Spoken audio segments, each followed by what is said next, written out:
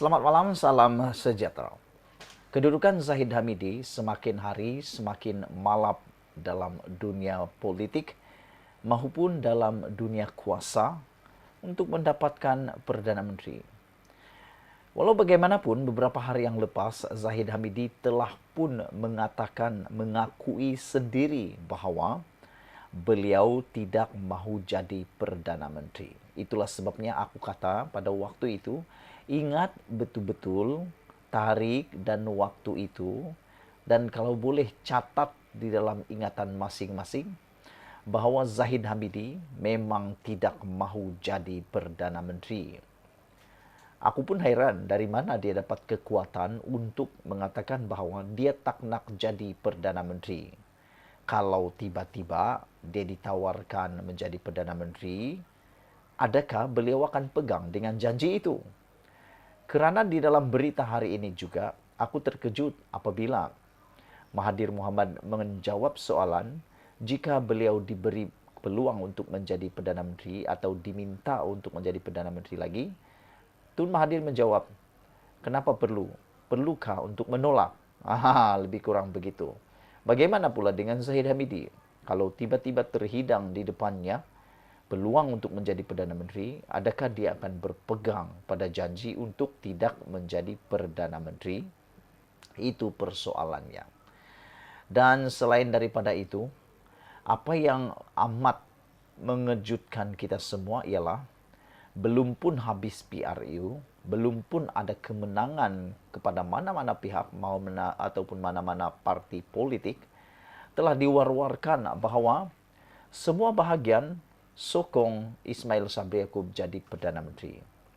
Kenyataannya hari ini, realitinya hari ini ialah sejauh mana selamatnya kedudukan Zahid Hamidi sekarang ini. Ataupun memang sah Zahid Hamidi dalam langkah bahaya. Selamat lagikah Zahid Hamidi?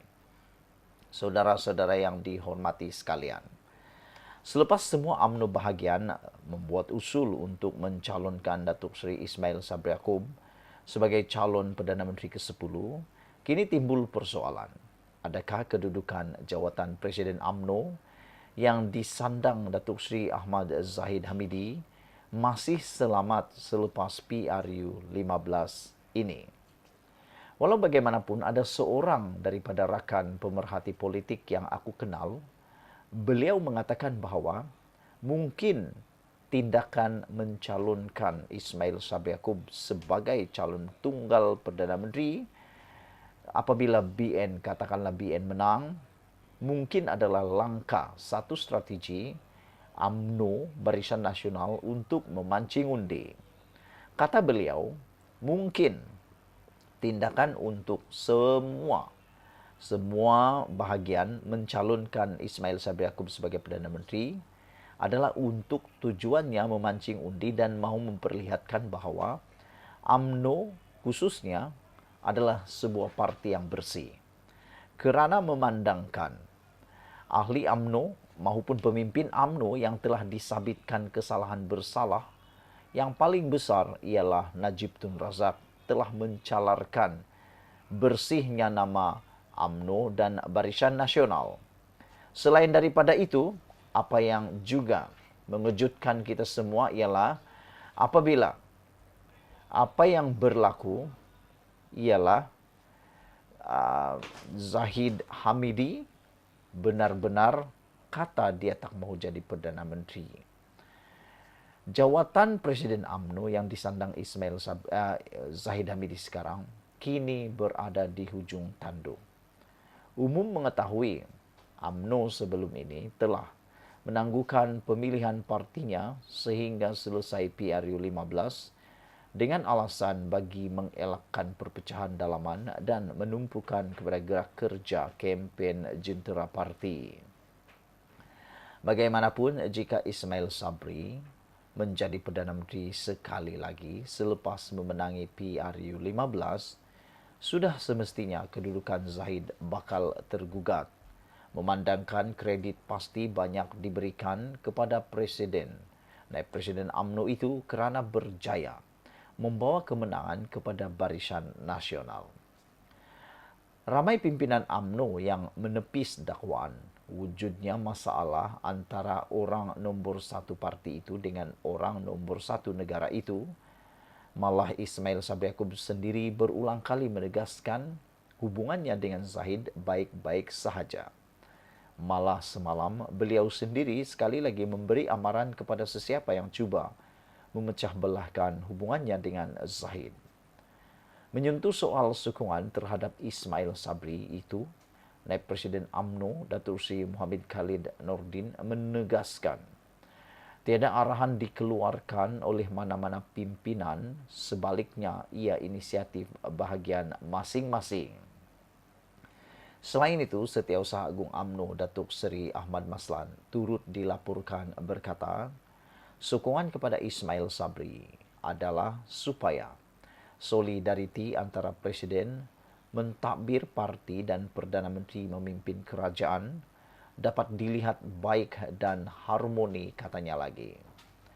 Katanya perkara itu merupakan keputusan dalaman mesyuarat MT UMNO sebelum ini. Malah Zahid mengulangi perkara itu di dalam ucapannya pada mesyuarat perwakilan UMNO Bagan Datuk semalam.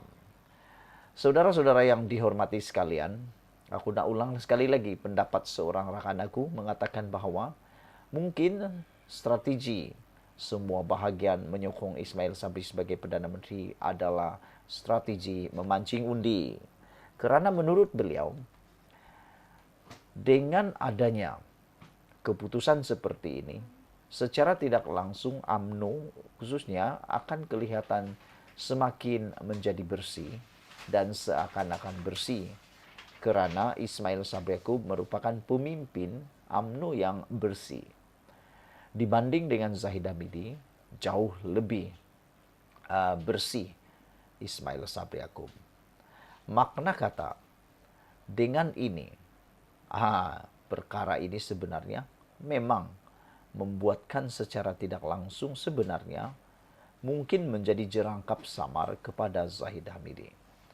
Saudara-saudara yang saya hormati sekalian, apa yang berlaku pada PRU kali ini memang sukar kita jangka.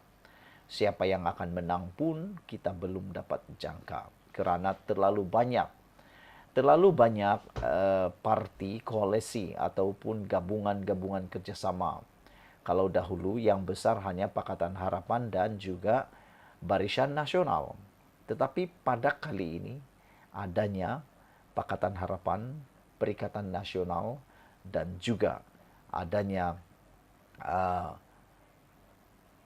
Pakatan Harapan BN dan juga Perikatan Nasional. Juga ada parti yang bergerak bebas seperti Warisan dan jangan lupa ada lagi satu gabungan yaitu GTA.